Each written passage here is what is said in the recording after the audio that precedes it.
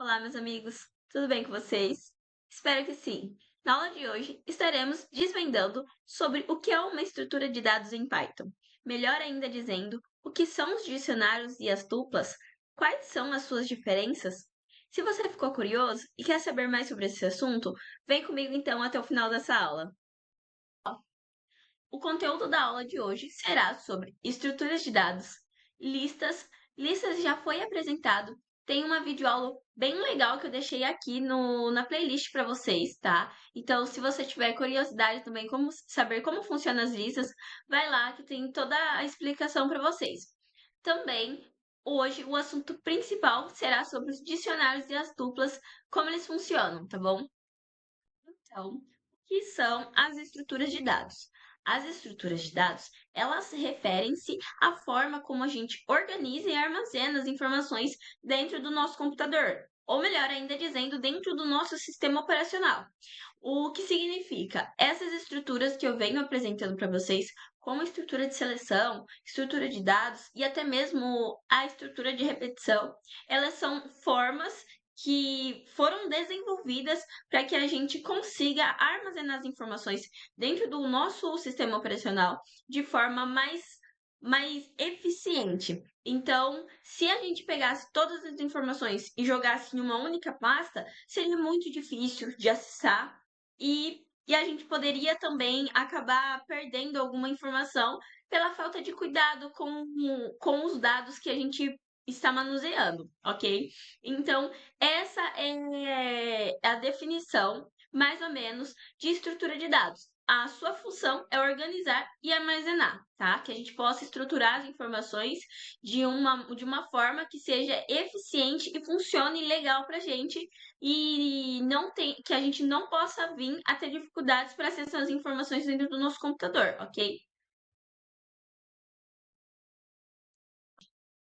Então, algumas das estruturas de dados são as listas, os dicionários e as tuplas. Na aula de hoje, a gente vai ver somente sobre os dicionários e as tuplas, como eu já havia informado, ok? Cada estrutura de dados, ela tem uma função específica, ela foi criada e desenvolvida para determinado problema. Mas eu fiz um exemplo geral do cotidiano da nossa vida, um problema que é fácil de visualizar, como a estrutura de dados, ela vem para poder solucionar esse problema, como ela é aplicada. Então, o nosso problema é que a gente tem uma pilha de roupas. Vamos supor que você tem uma pilha de roupas, tá? Todas as suas roupas estão ali jogadas nessa pilha. E o que acontece? O seu objetivo é encontrar um par de meias. Porém, você vai ter uma certa dificuldade para encontrar o par de meia no meio daquele monte de roupa, porque não está separado blusa com bermuda, com roupa íntima. Então você vai ter uma certa dificuldade. E aí, como a organização ela vem para poder resolver o seu problema. Você precisa comprar móveis, uma cômoda que possua gavetas, um armário, um guarda-roupa que possua repetições para que você consiga se organizar melhor. Então, quando você precisar achar sua meia, você sabe que ela está na segunda gaveta, ela está na primeira gaveta da sua cômoda. E é dessa forma que as estruturas de dados elas são como as gavetas, tá? Eu ainda escrevi aqui. As estruturas de dados são as gavetas que criamos para não perder ou procurar uma informação. Porque pode ser que nesse meio do processo, se a gente deixa as nossas roupas todas espalhadas sem o cuidado e sem o carinho, o que acontece? Vai chegar uma hora que você vai procurar alguma coisa e você não vai encontrar.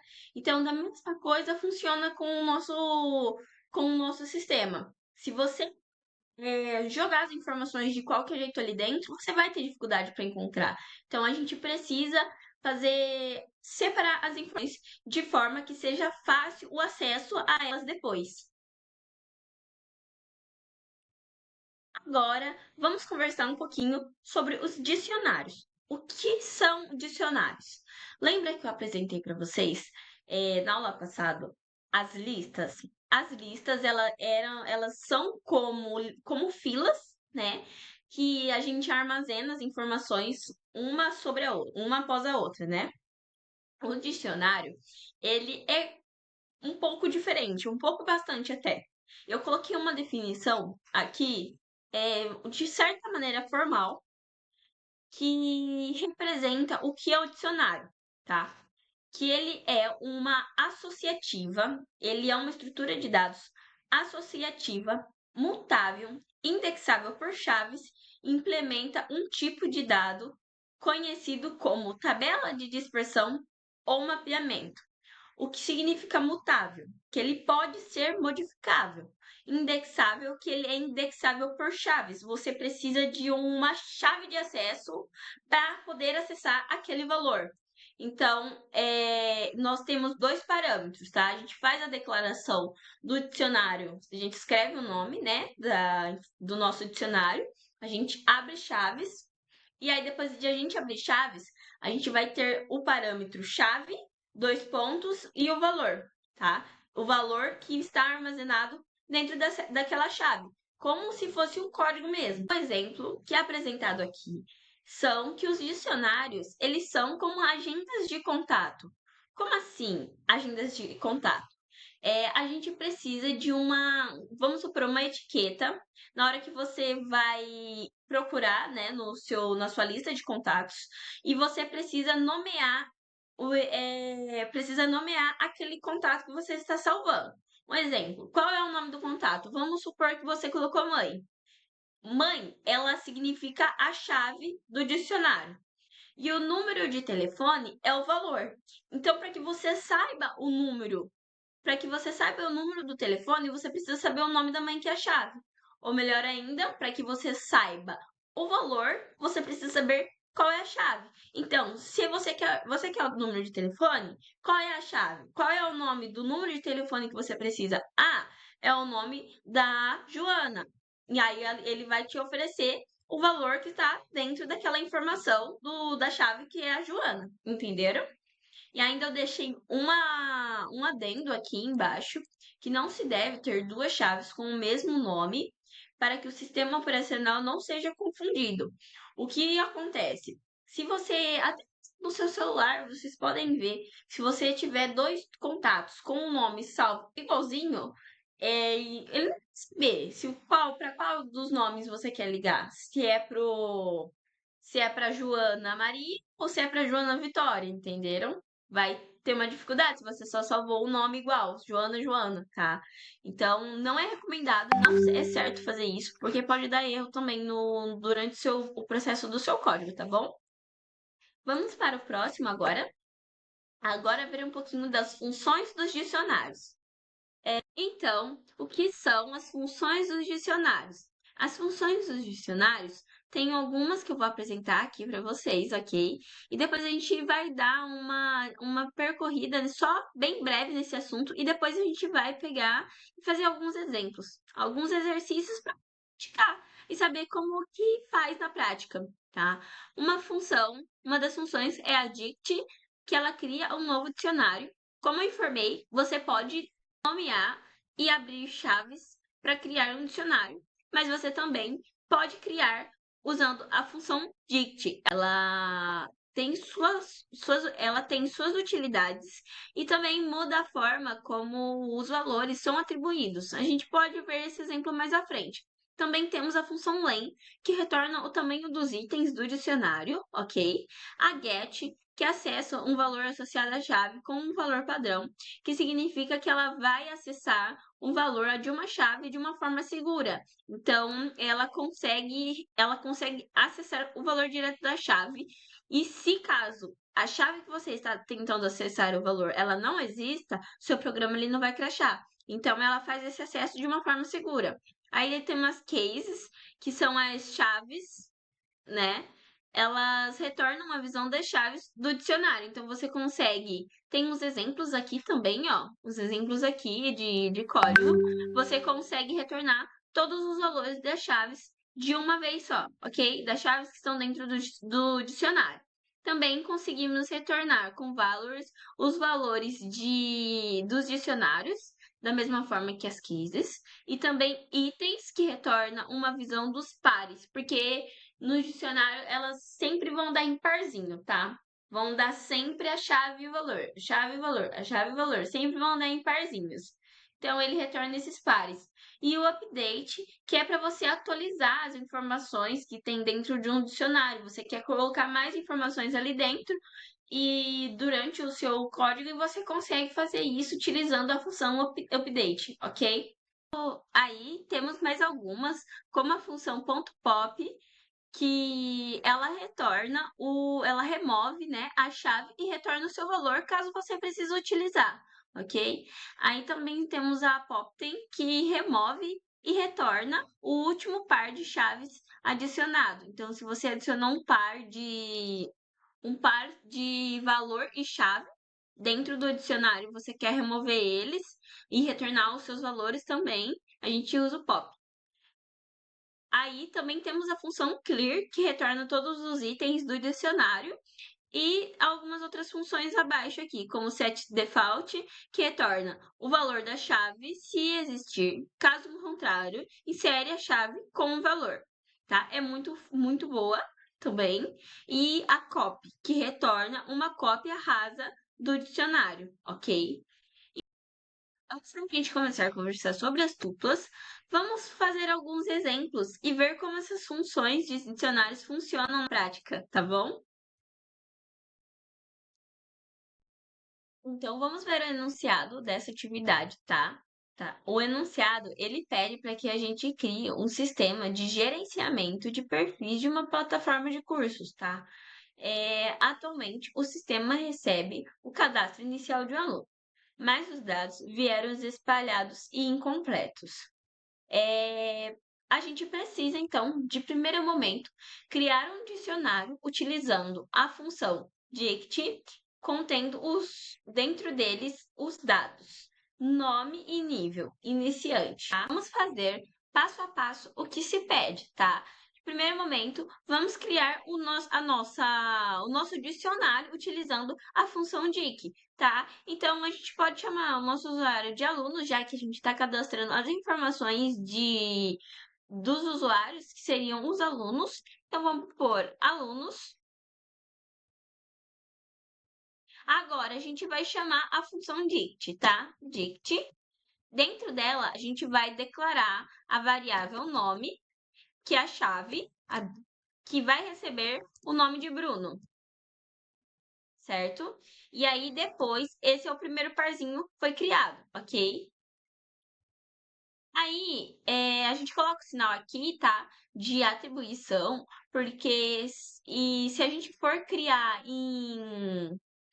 utilizando as chaves, a gente vai usar dois pontos, mas eu vou mostrar para vocês também como faz, ok?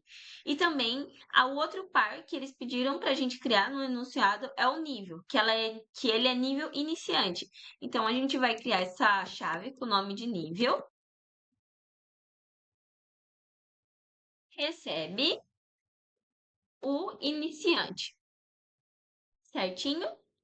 Agora, qual é o próximo passo que o nosso enunciado nos pede?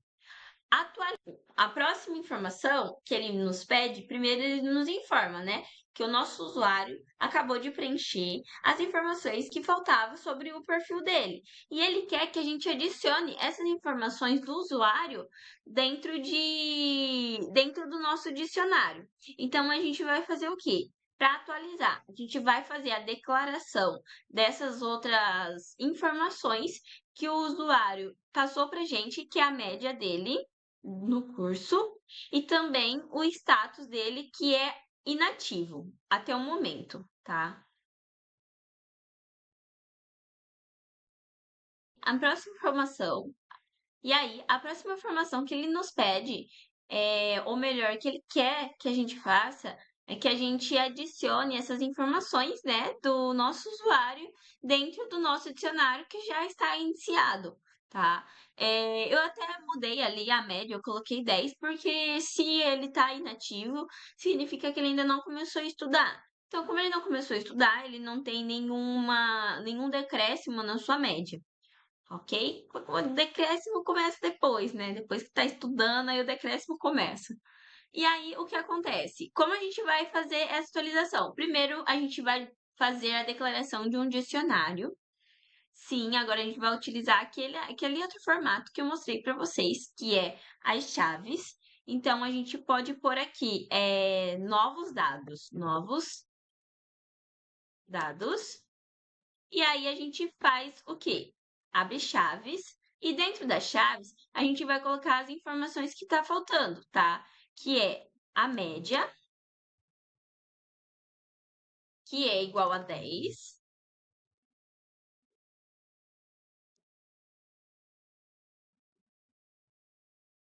E também a gente vai colocar o status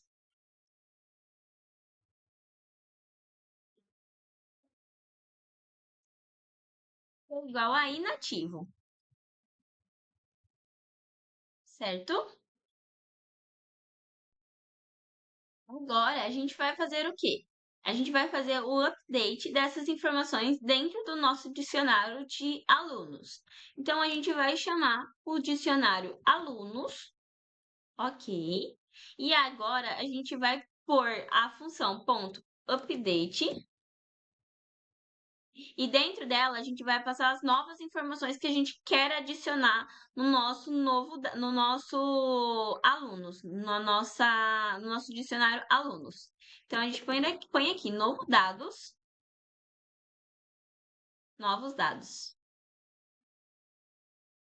E aí, essas informações vão ser armazenadas da próxima posição, tá? À direita, dentro do nosso DIC, tá? Então, tá nome, Bruno, nível iniciante. Aí depois vai ser média 10, status inativo, ok? E o que ele pede depois? Depois ele fala assim: busca segura. O sistema precisa exibir o idioma do usuário na tela. Como essa informação não foi cadastrada, use uma busca segura para exibir o idioma padrão português. Como a gente vai fazer isso? A gente pode estar utilizando a função get. Por que a função get? Lembra que eu falei para vocês que ela vai fazer a busca de uma chave que vai chamar idioma. Como essa chave não existe, né? O nosso usuário não cadastrou essa informação, a gente vai colocar como padrão o valor português, que é o nosso idioma, ok? Então, como a gente faz isso? A gente chama o nosso dicionário alunos, e aí a gente põe um ponto get. Ponto get. Ah, verdade. Antes disso, a gente precisa criar uma variável para armazenar essa informação que get está buscando, tá? Então, a gente pode pôr busca idioma. Idioma.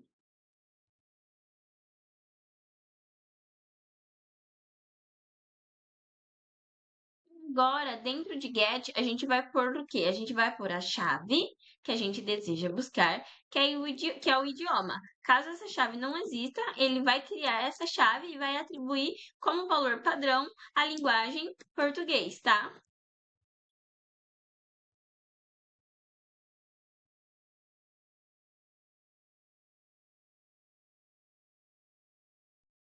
Agora, o que a gente faz para a gente saber se o nosso sistema está funcionando? Vamos fazer um print, em cada etapa para que a gente possa verificar se essas alterações que a gente fez, elas realmente funcionaram. Então, em primeiro momento, a gente vai fazer um print aqui, para a gente poder verificar se o dicionário ele foi criado e as informações foram armazenadas dentro dele, tá? Então, a gente pode pôr aqui, perfil inicial.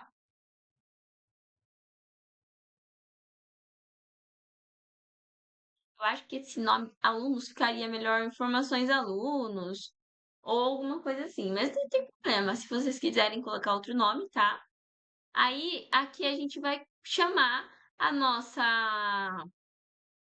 A gente vai chamar o nosso dicionário alunos, ok?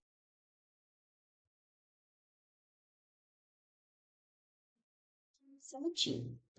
Depois, embaixo, na próxima parte, que é a nossa atualização, o upgrade, a nossa atualização, depois a próxima parte é saber se a atualização deu certo. Então, também a gente vai fazer um print aqui, chamando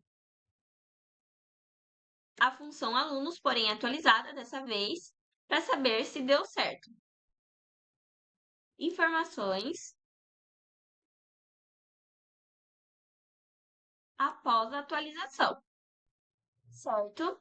E agora, depois que a gente fez a busca por idiomas, se ela funcionou também, a gente vai chamar busca por idiomas, a gente não vai chamar agora também, a gente vai buscar. Então, a gente também vai verificar se a busca idioma funciona, tá? A gente vai fazer um print falando qual é o idioma do usuário e a gente espera que dentro do busca idioma esteja o idioma do usuário, que no caso é o português, tá? Então, print idioma do usuário. Dentro do usuário, né? A gente vai colocar o quê? E aqui dentro a gente vai chamar busca idioma, certo? Vamos rodar o nosso código para ver se está funcionando. Então vamos lá. Pessoal, antes de compilar, aqui eu tinha colocado 2 pontos, tá? E aí ele vai dar erro. Porque o nosso get, olha, ele deu erro. Por quê? Porque o nosso get, o parâmetro dele aqui não é 2 pontos. É vírgula. Então, colocando vírgula dá tudo certo. E é muito bom que a gente possa interpretar os erros do nosso terminal para saber de fato onde a gente errou e que a gente consiga corrigir nossos erros, que é muito comum quando a gente está programando, a gente se deparar com erros extensos, tá? Então, é bom que a gente saiba ler o que o nosso terminal fala pra gente, tá? Então, vamos analisar aqui. Eu só vou dar um clear pra gente limpar o terminal e ver com mais clareza. Então vamos lá. A primeira informação que vai mostrar vai ser o perfil inicial. O primeiro print que vai mostrar as informações que está dentro de alunos, que seria o nome e o nível, tá? Aí tá mostrando certinho. Perfil inicial, nome Bruno, nível iniciante. Então deu certinho. A próxima informação seria para mostrar o próximo print, para mostrar as informações após o update. Então, ele teria que mostrar o nome, o nível, a média e o status. E ele está mostrando todos corretamente. Ele pegou esses dados, né? E ele jogou no final do nosso dicionário e as informações, né? Os nossos pares de forma correta. Então, nome Bruno, nível iniciante, média 10, status inativo, ok? Aí, agora, o idioma do usuário português, ok? Então, como assim? Então, o idioma do usuário português, que foi o que o get fez. O get significa o quê? Explicando de forma melhor. Se você procurar, se ele for lá e procurar pela chave idioma dentro do nosso DIC e ele não encontrar, ele vai fazer o quê? Ele vai retornar o valor português para o nosso usuário. Porque o que acontece? Se você fizesse essa busca de alguma outra forma, e ele ia crachar, provavelmente, porque você ia procurar por uma chave que não existe. E aí iria dar erro. Eu não lembro se daria erro de valor, mas se você souber, deixa aqui nos comentários. Eu não me recordo, mas ele ia dar erro de algum valor. E o que acontece? Utilizando o get, o que ele faz? Se não for encontrada a chave para exibir o valor de dentro da chave, você vai exibir o valor que eu coloquei aqui, que é português. Entenderam? É assim que funciona, tá? Agora, vamos terminar o nosso enunciado. Ele pede também aqui para que a gente faça uma remoção. O setor de segurança pediu para remover o status do usuário desse dicionário específico e exibir o valor removido da tela. Então, a gente vai remover o status que é inativo, tá? O status, primeiro a gente vai remover a chave status e ele vai retornar para a gente o valor inativo. E qual função a gente vai utilizar para poder fazer a remoção? Provavelmente a gente vai utilizar o ponto pop, que é para poder fazer a remoção, como a gente tinha feito também um exemplo bem legal lá em listas. Então, como a gente faz? A gente vai chamar o nosso dicionário, alunos. Melhor, a gente precisa de uma variável para armazenar o valor, né? Que vai ser exibido na tela. Então, vamos por aqui, valor. Não status, né? Pode ser status. Recebe aluno.pop.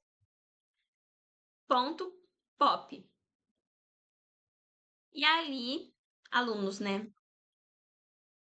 Alunos.pop. Dentro do pop, o que eu vou passar? Dentro do pop, eu vou passar o elemento que eu quero excluir, tá? Aqui eu vou passar a chave que eu desejo que seja removida, que é o status. E aí, aqui a gente vai fazer um print exibindo a informação da tela do valor que foi removido, tá? Que o valor que está dentro de status é inativo. Então, aqui, valor do status, informação do status removido. E a informação de como ficou o nosso dicionário após essas informações terem sido removidas, tá? Atualização final do dicionário dos alunos, das informações, vou pôr assim, das informações de alunos. Não ficou muito bom, mas tá bom. Aí aqui a gente vai chamar o nosso dicionário, alunos. Certo? Vamos então rodar, ver se está funcionando. Então, deu certinho. Os outros prints a gente já tinha verificado, né? O que a gente precisa ver é esse daqui. Informações de status removido, ou a informação que for removido, inativo, tá? Que é o valor, que eu falei que ele iria exibir, que é o que a função .pop faz. Aí, depois, aqui um print informando as informações dos alunos após todas as manipulações que a gente fez. Então, ficou o nome, o nível e a média. Ficou as 3 informações. A gente removeu uma, ficou as 3 informações, tá? Então, é mais ou menos assim que funciona, né? Então, se ficou alguma dúvida sobre as funções de DIC que vocês queiram tirar, ou se vocês quiserem uma aula que só tenha atividades, algumas atividades de um pouco mais de complexidade, pode deixar aqui nos comentários, a gente faz junto, ok? Eu faço, solto aqui para vocês. E como essa aula ficou um pouquinho grande, eu vou soltar esse vídeo para vocês. E aí, logo em seguida, eu já solto o vídeo das tupas. Se você gostou, se inscreva aqui no canal para poder me ajudar a crescer. Deixa seu comentário, deixa seu joinha. Um grande beijo para vocês e até a próxima aula. Tchau, tchau!